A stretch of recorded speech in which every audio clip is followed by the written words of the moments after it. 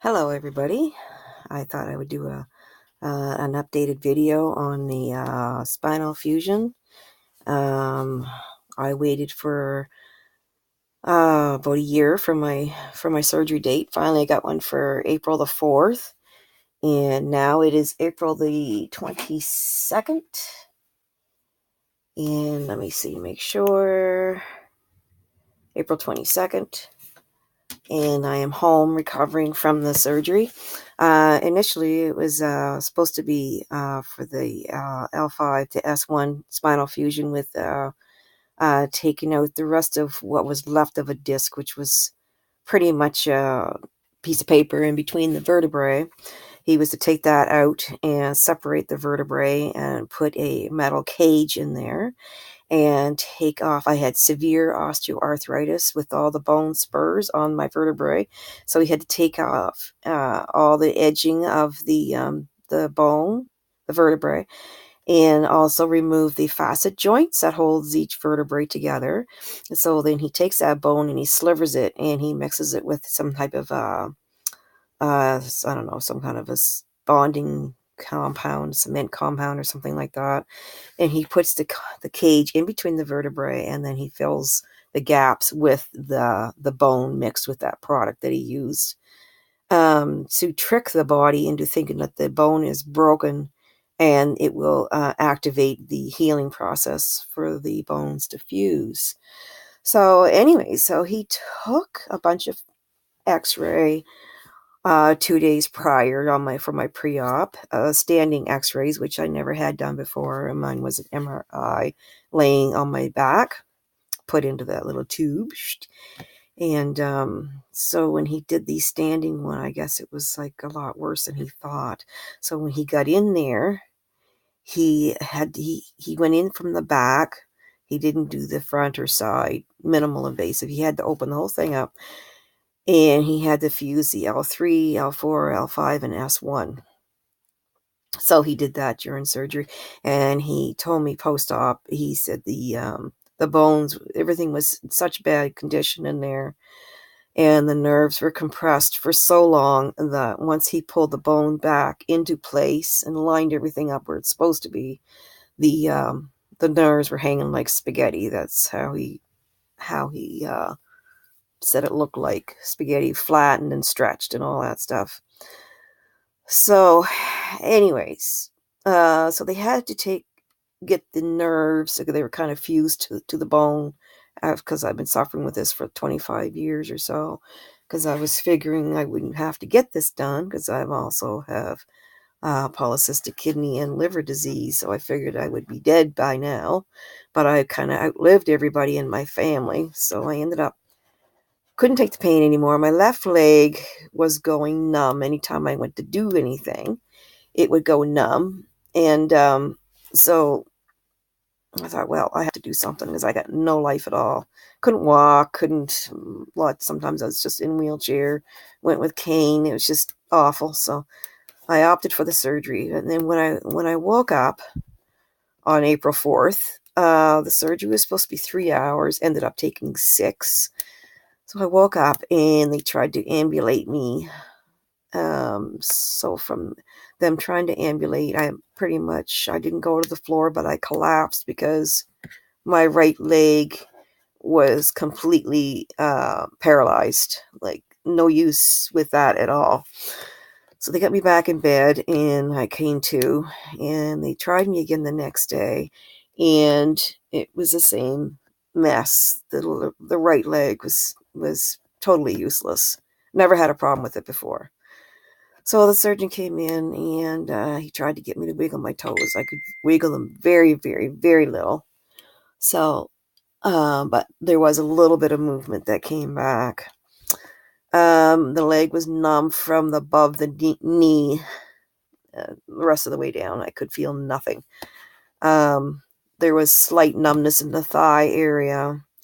My left leg that I had the problems with before, I don't really have much trouble. If it just feels like I'm getting a pedicure done. You know how they put the foam in between the toes to keep your toes separated when they put the paint on them. That's what it kind of feels like. It's kind of tight and anyways, and the top of the foot's kind of a numb feeling, and that's it. The heel and everything feels fine, and it's full function. The right foot feels like when the pain started, or when the feeling started to come back. Pain has always been there since I woke up. It feels like if you touch the foot, it feels like I'm being stung by a bunch of hornets from my knees down. It's a horrible, horrible, horrible pain. It just makes me cry. It's been so bad. And then you get the shocks, the stabbing shocks of pain, like someone's taking a skinny, like a knitting needle and just jabbing it right in the front of my big toe, just cramming it right into the bone and just keep stabbing. And also on the instep side of the foot, feels like it's always being stabbed. And of course, the whole thing's still numb. Now, I've been able to ambulate. Now, like I say, this has been, 18 days post-op. So it has come back very minimal. And I have to be on top of my medications all the time for pain. I'm not taking anything for nerve pain like gabapentin products, because it just puts me like I have dementia. I cannot think of anything, and I'm just completely exhausted. And it doesn't touch the pain. And so I'm on Oxy Neo, which is every 12 hours slow release, 10 milligram.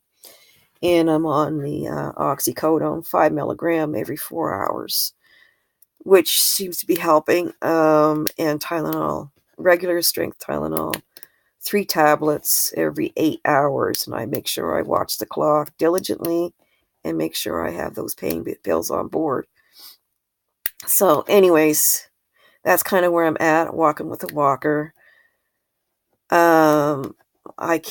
Today has probably been my best day. I actually did a couple of dishes in the dish pan out there, but then I start feeling nauseous. I know on day 2 after surgery, when they ambulated me and got me sitting on a chair, I didn't feel too bad, and then my feet come out from under me again. Not literally, but I passed out, and then when I came to, I was just projectile vomiting horribly, and they got me back into the bed. And I'm an obese person too, so they had to get all the staff from the whole floor to come and try to get something done with me and get me back to bed. I was dizzy for the first 5 days post-op, constantly, because my hemoglobin bottomed out. It was down, the number got down to, I think, 78. So they were treating me with iron pills to try to get that brought back up. And as you probably know, hemoglobin is the red blood cells that carry oxygen to your cells, so you don't have all the dizzies and all that stuff. So anyway, so I went through that. So between the dizzies for 5 days and the paralyzed right leg post-op, it's been a horrible, horrible ride. And all the suffering that I've done before this surgery, it's been 25 years up and down roller coaster ride with pain and function problems, and it's just been hellish, really. But all in all, I'm optimistic. I've got God on my side. I do a lot of praying. I've had a lot of churches praying for me, and visits at the hospital from people from the Seventh-day Adventist and also a Pentecostal church, and they all had prayer with me. And it really seems to help. I guess that's kind of it. I did get mostly everything ready before my surgery. Like, I got a body pillow. I've got these Reacher here. This thing here is a godsend. So when it's an extension, dollar store for $3 or something like that. So I got 3 of those, and I got a back scratcher, and this one here is telescopic. Also, dollar store. It's worth its weight in gold. My mother brought me this here into the hospital. Also, it is a back scratcher, and it's quite strong, so if I drop something, I could grab it and pull it towards me. Where I had a foot drop, which I still do have on my right foot, I got them to... I actually asked the orthopedic floor to get me... This is a material that they used for making casts. And so I asked for a piece of material so I could put my foot in there. And then I could pull the foot